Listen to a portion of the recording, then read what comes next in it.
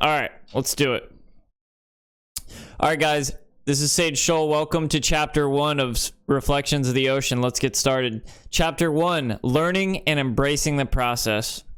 Manuel and I go back and forth online chatting about this boat we're sailing on. It's a 42-foot catch. He even sends me a copy of the title, I suppose out of pride.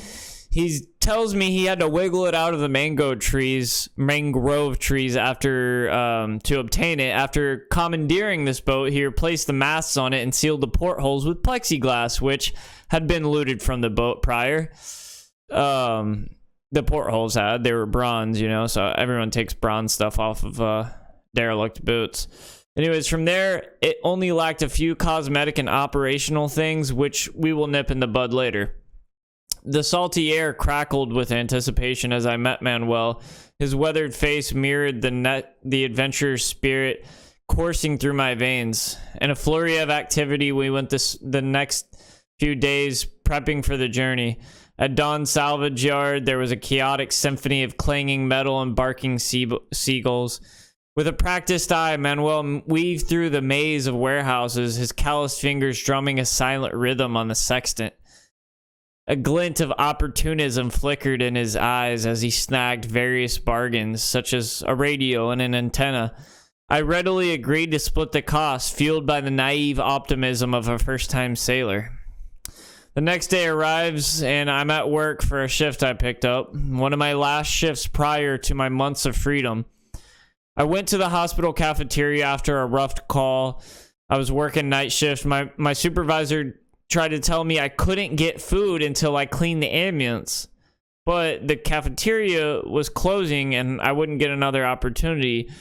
I was so over it at that point. I think I cursed him out uncontrollably and went and ate some food.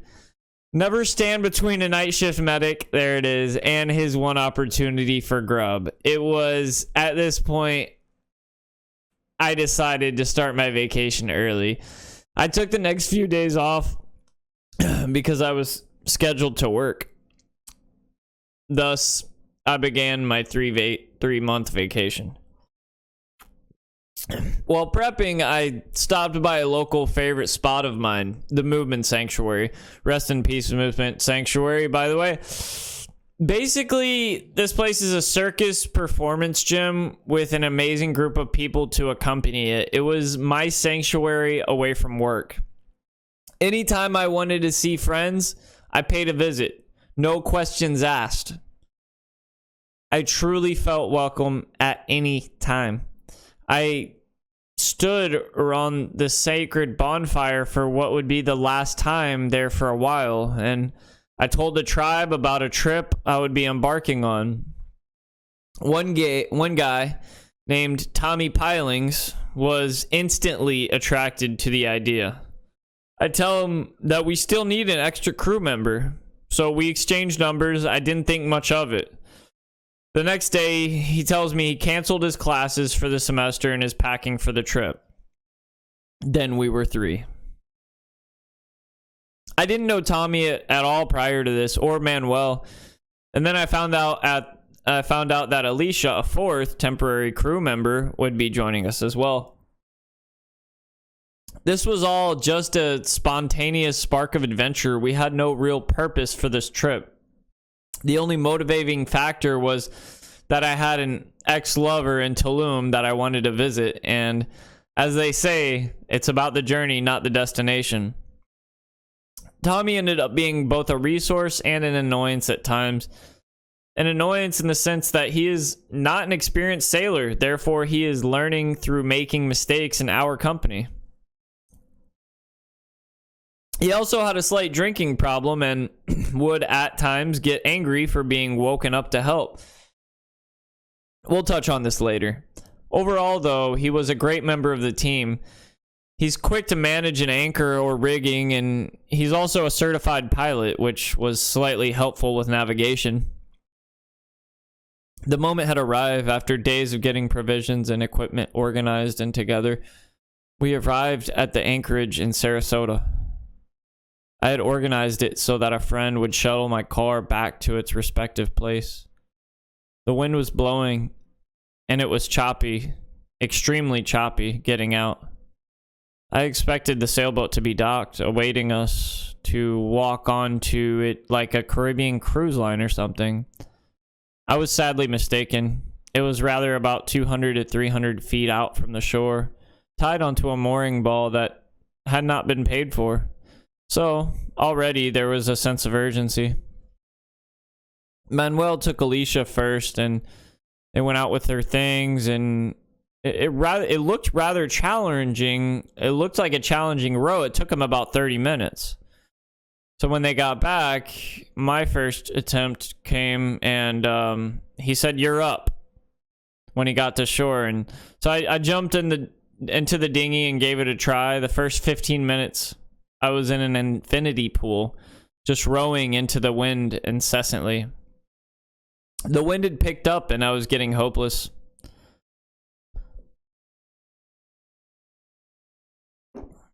I realized brute force wasn't working. The wind seemed to hold a personal grudge against me, shoving the dinghy back towards shore with each stroke. Gritting my teeth, I leaped overboard, the cool water a welcome shock after the relentless sun. With the dinghy in tow, I waded along the eastern shoreline, the barnacles scraping stubbornly against my bare feet. Finally, perpendicular to the unforgiving wind, I scrambled back in and paddled with all my might. Alicia, a picture of calm amidst the chaos, reached out a hand and secured a rope. The unloading became a well-rehearsed dance. I'd heave a heavy pack or crate towards her, grunting with exertion as the dinghy bobbed precariously on the waves.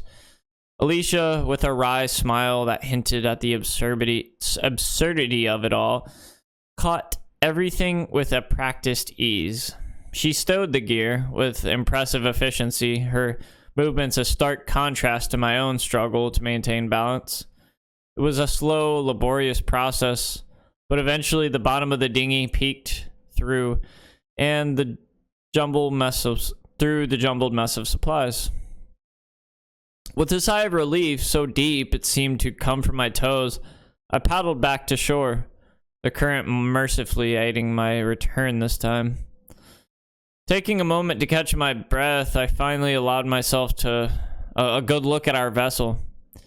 She was a sight to behold, all weathered wood and countless layers of epoxy. A sun-bleached giant slumbering in the afternoon heat. A small smile touched my lips. This was it. The adventure was truly coming together. I nearly returned to shore from that peril, and instead of just biting the bullet and making another go at it, I had another idea. I saw a boat being rented and asked the party boat if they would tow me back out to our sailboat on their way out. They agreed. There I was, unfamiliar with this handmade dinghy. I had not asked for proper instructions or anything of the such prior to attempting to be towed by another group of unexperienced boaters. What could go wrong? I tied the tow line to a cleat that was mounted on the bow of the boat. Rather than just leaving it to be pulled from its original mounting point below the bow, at the original point, it would have been pulled from a lower angle, and it would have been pulled as designed. As soon as I gave a thumbs up, the fratty college captain driving the pontoon floored the accelerator, or throttle as some may say. With the combination of a bad pulling angle and the force of the towboat, the bow of the dinghy was pulled straight under, capsizing it instantly. My gear, which was loaded to the top of the dinghy, stacked high, was sent scattered about, and the dinghy left to bob in the water. It was a complete catastrophe. It was as if my own personal shipwreck had occurred, and everyone was just watching me wither in it. I hailed everyone around to help me gather my things. Some items floated, such as my drone case, the hiking bag. Some sank to the drink, such as my solar panels. Luckily, the pontoon captain stuck around for a bit, and I was able to toss things into it, and that helped for a moment. The sad part is, they wanted nothing to do with me. I'm surprised they didn't kick my gear off to the side and take off. They were on spring break after all. They didn't want to deal with a sad sailor unable to handle his own dinghy. The captain and Tommy stood watching in disbelief on shore, not wanting to get wet. At that moment, I felt like really no one was there for me. I was in the water, swimming in all directions, trying to save my gear. It wasn't until what felt like an eternity later when Manuel jumped in an abandoned kayak he saw on shore and came to help. Everything was soaked. The worst loss was the 2 brand new solar panels I bought, which also had charge controllers on them. They were lost to Davy Jones' locker. I tried to scuba dive with my gear and scanned the water for them for nearly 30 minutes afterwards, to no avail. Almost without thinking, we made a second mistake. Tommy took the same abandoned kayak, fully loaded with our things strapped to it. It, of course, began to take on water about 10 feet away from the shore, and then he lost balance and flipped it. By this time, everything that wasn't wet on the first accident now was. I soaked my phone, an expensive SD card for my camera, Bluetooth headphones, all my camping gear was soaked in salt water. I lost a drone battery as well, but one survived. Manuel and Tommy laughed hysterically at my folly. Probably for a solid hour, the laughter ensued. They invited us other passerbys to laugh with them. It was hard for me to see the comedic aspect of it, but when you're the only one not being directly affected, suppose it is easy to. But I'm actually lucky in the sense that the drone case floated due to being styrofoam. It didn't take much water in, and the drone was still able to operate. All in all, this was one of the most difficult moments of the trip. We had not even set sail, and I felt defeated. I wanted to call my friend and just tell him we canceled the trip and that it wasn't worth it anymore. Somehow I overcame the struggle mentally and continued to pursue the goal of readying the ship. I gained Manuel's respect for this, and he mentioned that overcoming this obstacle means that I will make an amazing crew member. I couldn't turn back at this point. My friend drove away in my truck 3 hours ago, and after dropping me and my gear off, well, I was well invested in the journey at this point. I had a one-way ticket to Mexico. I have a lot of hindsight moments from this trip that I wish maybe a reader would learn from. For example, I wish I had played it more minimalistically in hindsight and had been even more organized and patient while loading the boat. If I had just made sure that the electronics were in waterproof bags, if we had waited for better weather to do the hauling, we would have avoided this nightmare altogether. Manuel had warned me not to bring too much, but at the same time, when we were going through my gear in the back of my truck, Manuel would say, "Oh yeah, that'll be useful for sure." And then, yeah, that was after I asked him, "Hey, should we bring this?" Yeah, that'll come in handy to nearly every piece of equipment offered. Granted, a lot of it did come in handy. Some tools I brought may have been the reason that I'm still alive. It just pains me to sacrifice gear. And boy, did I sacrifice my gear to that salty ocean. I had to learn the hard way that while the sun was setting and the waves continued barreling into the anchorage, the weather has the final say in all matters nautical. Mother Ocean was a bit unforgiving that day, but the humbling from that experience was without a doubt something that I carried with me throughout the entire journey. What I would typically say is sound advice is to board someone's boat and give it a thorough inspection prior to committing to a lengthy excursion. I'm not saying that the boat we were on was a complete piece of junk, but I know modern day sailors who would laugh if I told them we would be doing a crossing in this vessel. Now, as a rule of thumb, if you're a guest to a boat, you should only bring what you can fly home with. You should only invest what has been previously agreed upon. You should not be the one forking over cash to make repairs on the vessel, which I had to do, and now I realize it was wrong. Anything you bring other than your personal belongings, you might as well be donating. We waited, finally learning our lesson, until the wind died. We were finally able to finish bringing the remainder of the goods to the boat via a friend's powerboat. After hauling the rest of the gear, we had some prepping to do. We worked together to get all of the things dried out and hung out on the lifelines, and Manuel agreed to launder all of my sea-soaked clothes in the morning. We woke up the next day and went to work. I fastened and rigged another solar system Manuel acquired. We tightened the lifelines, fixed the dinghy oars. Food, laundry, and miscellaneous things all slowly but surely were being squared away into their respective compartments. The past couple days we were eating and drinking at a restaurant bar on shore called O'Leary's to keep the spirits high. We were all burning up our money, paying for the $5 drinks here and $20 meals there. I knew that our money would stretch a lot more in Mexico, so I wanted to wait, but the temptation to enjoy the moment was too powerful.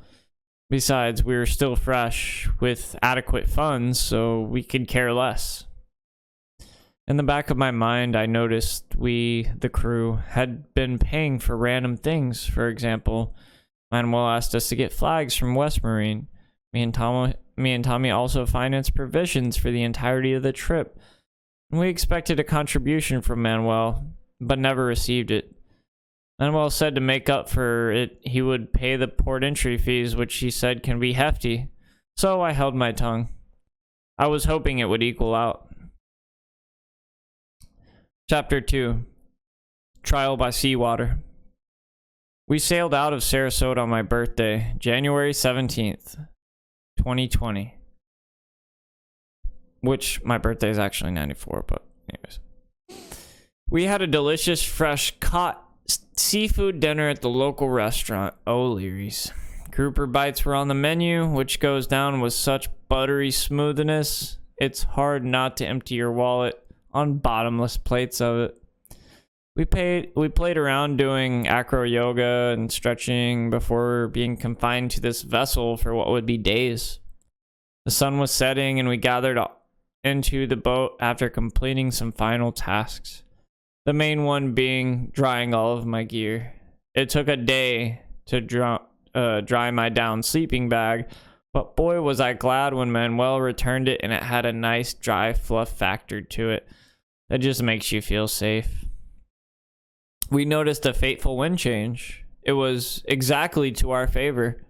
We started up our outboard and we had mounted to our rudder via a steel bracket.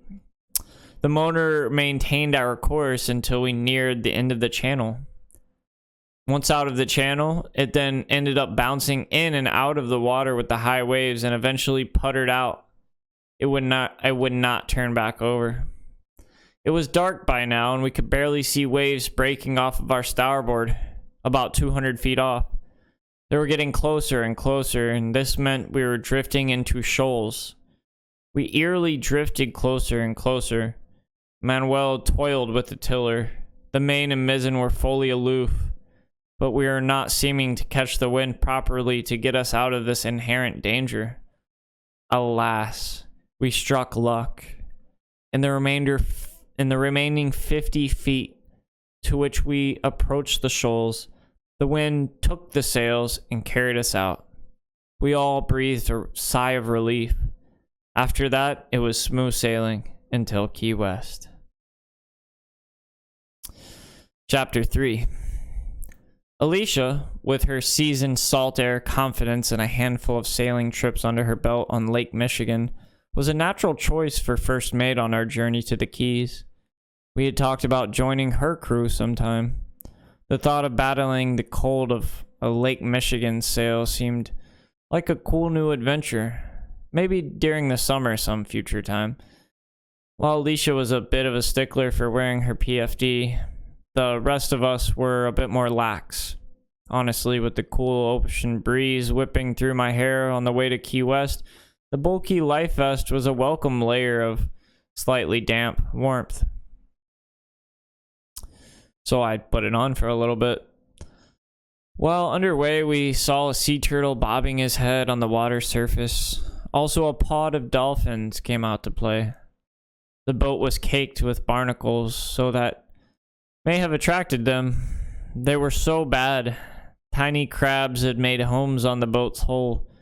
It was interesting hearing the splashing onto the barnacles from outside the boat. It sounded like a constant waterfall next to my bunk. We pulled into the Keys on the 4th morning, January 21st, 2021. By this time, I had been bestowed the title of cook/medic by the captain. This was a joke, and I would soon name myself first mate. Originally, I was given the position bosun, which I learned later is an abbreviated form of the more formal word boatswain. It essentially means an assistant to the sailing process in a small vessel like that. So whether that would be with the rigging or generalized maintenance, Birdo thinks I took too much time to tie knots. Well, it's a work in progress, but I'm getting there. We were under full sail, tacking upwind into Key West. Manuel claimed everyone was looking at us like we're crazy while doing so, and he was right. Everyone in Key West, even the pirates living on Wisteria Island, have functional motors. There is so much money in Key West, nobody bothers to tack up against the wind. The marina is full of multi-million-dollar boats blasting on with powerful motors. Football field long mega yachts litter the waters of the anchorage.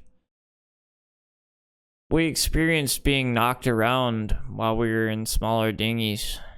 The wake, as we attested to our many crossings from anchor to dock, was almost big enough to flip your boat sometimes. You had to take every wave head on, not to mention I was crossing the channel many times via paddleboard. So we eased in carefully and anchored on the south side of Wisteria Island. Honestly, the most ideal spot available. Wisteria Island is an island said to be owned by the Bureau of Land Management. There are as many inhabitants of the island. Now, there are many. Many of which consider themselves conchs, which essentially signifies a Key West local, born and raised. Many of the island inhabitants are travelers as well, looking for a spot to camp. Now, we first arrived to the anchorage. When we did, I had to use the bathroom rather terribly. And this is a big anchorage, you know, there's people looking at you. And, okay, there was a motorized dinghy upon us. A man with dreads donning a wetsuit was passing by. I hailed him as he passed, and he motored over. He welcomed us and noted that we came in under sail with respect. I asked him if he could help with a ride to shore. He obliged. His name, you ask? Ramblin' Rabble. I dodged a bit of work because they placed the anchor several more times, using it to reposition the boat more ideally, and I had my work cut out for me as well. I had to replace my phone, which underwent water damage, as aforementioned.